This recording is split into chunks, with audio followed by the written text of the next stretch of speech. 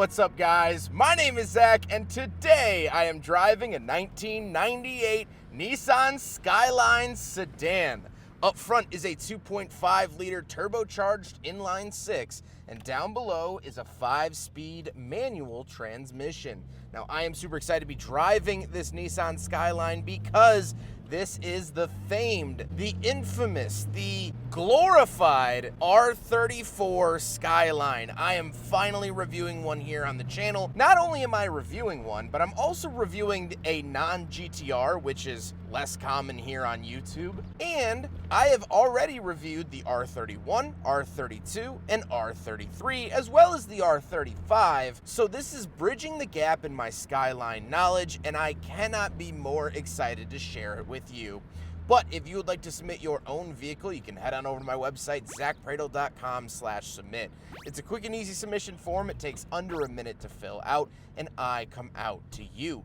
But let's get back to that RB25 under the hood. Well, this is known as the RB25 DET, meaning dual overhead cam, electronic fuel injection, and turbo. Now, this car isn't about the numbers straight up, but it is incredibly intoxicating to drive, and it is lovely. The RB engine family might be my favorite engine family ever to be conceived. Now, this is also known as the RB25 DET Neo, N-E-O. And that's when Nissan actually started giving a rip about emissions. So here in 1998, you'll start to see emission stuff becoming more prominent on vehicles like the Skyline. Now, you could find these in non-turbo as well as the GTR, the all-powerful, almighty GTR that everyone knows about. That actually got the RB26, which was a 2.6 liter, where this is a 2.5. But the point is, it's amazing. It's so good. Not only is it so smooth, but it revs so happily, and it sounds,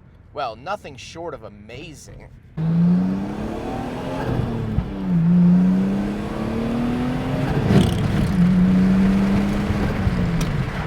Oh.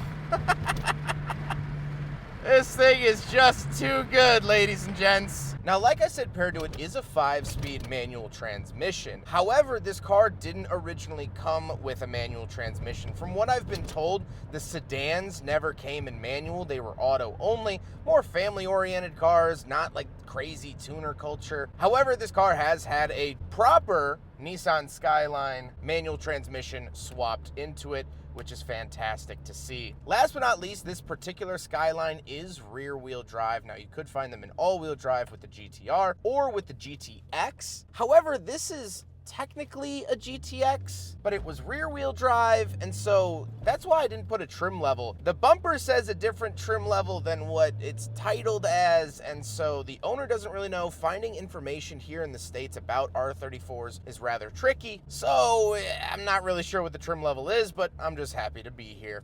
How does it feel to drive the R34 Skyline? Well, it's lovely. Like I said, that RB25 is really the star when it comes to this drivetrain. It performs exceedingly well. It's a lovely driving experience, and everything also matches that energy. The steering is on point. The shifter, although not technically for this car, but it's wonderful. The clutch is nice and easy and forgiving. So really, when I die, I don't know what's going to happen to me, but if there is a heaven, I think it's behind the wheel of an R34. With that stuff out of the way, let's talk about the interior. Well, in front of me, I have 4 gauges in very typical Nissan fashion. Off to the left is the fuel gauge and speedometer, and off to the right is my tachometer and coolant temperature. Very clean, simple, and basic, and nothing really new to note. The steering wheel has been swapped out for an aftermarket unit, so the owner has lost the ability to use cruise control, although this did originally come with it. Off to the right, we do have a climate control vent, fog light switch, and headlight levelers, as well as a little cubby for like a toll pass or parking pass or something like that. And moving on to the door, we have power mirrors, power locks, and power windows. Moving into the center, we do have 3 gauges. So off to the left is my battery voltage, in the center is my oil temperature, and off to the right is my boost pressure. Down below that, we have 2 climate control vents and the hazard switch, and of course an aftermarket cup holder from Japan, because you gotta have that. And then we get our climate controls. These look look very, very modern. I would say these look mid-2000s, and yet this is a 1998. Of course, Japan always kept the better stuff for their home market, but very cool to see. An aftermarket radio, 12-volt outlet and ashtray, and the shifter, like I said, the shifter is non-original. But down below, we do have a shirts tucked in sticker, shout out to them, and cup holders. So we will do the first ever big friggin' bottle test in an R34 Skyline, and it fails because of course it does, but hey, pretty cool that we get to do it nevertheless. Then we do get a little center console, and we'll talk about the seats. Now, the driver's seat is non-original. This is an aftermarket seat because the owner does drift this car, which is really, really cool. However, the passenger seat is the stock seat if you want a glimpse into what the stock seats were. However, speaking of seats, we do have back seats, so let's go do a back seat review. All right, so we're in the back of an R34, which is super cool to see. I fit back here. Now, this is an aftermarket seat that comes back a little bit further than the stock seats, so I don't have a ton of room, but I still have enough room to exist back here, and the actual seat material feels very nice. However, as you'll see, this is a family car. JB uses this as a family vehicle, and so that's the glory of a four-door Skyline is, yes, you can kick skids with your friends, but you can also take your family out to brunch on a Sunday, which is phenomenal and just one of the coolest parts of the Skyline. It can really, truly do everything, and that is reinforced by the back seats. I do have an ashtray back here, along with a little slide-out tray. Overall, I fit in the back of a Skyline, and wasn't sure I was going to be able to say that.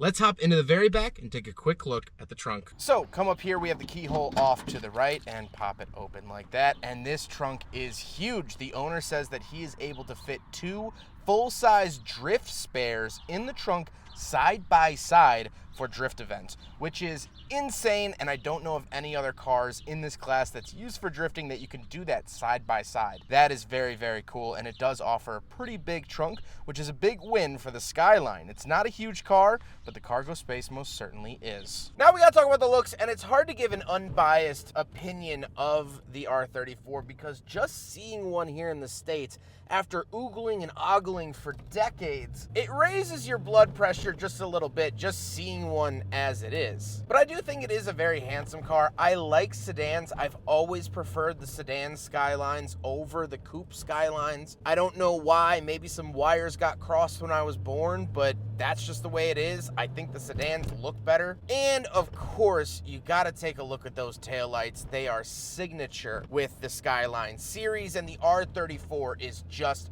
the pinnacle when it comes to the Skyline saga. But with all of that being said, let's get on to my final thoughts. What do I think finally driving an R34 Nissan Skyline? Well, as mentioned at the top of the video, I'm happy that this isn't the GTR.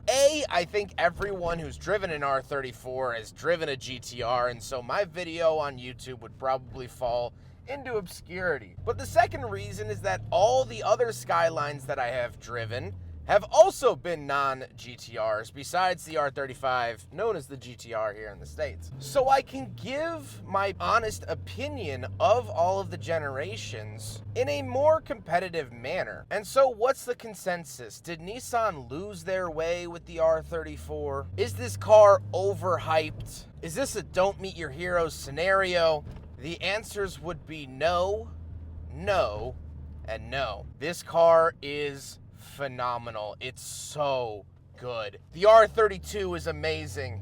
The R33 is fantastic, but Nissan truly took everything they learned from those two generations and put it into this car. It's everything that made the R32 and R33 fantastic, just with more modern amenities and a bigger engine. This car is like ordering food at a restaurant and it actually comes out looking like what it did in the pictures. This car is listening to a song with the windows down and it's 75 and sunny outside after a long winter. This is the car that can make your bad days good and your good days great. And it doesn't hurt that it has a killer blow-off valve. Oh, yeah. This is a good one. I hope you guys enjoyed the video. Huge thank you to JB for letting me take out his R34 Skyline. I mean, what a bucket list car to film. JB has been a friend for a long time. We go back to the RX-7 days, and I appreciate him very, very much. This has just been wonderful. But don't forget to rate the video, comment on the video, and subscribe if you really liked it. Oh, man.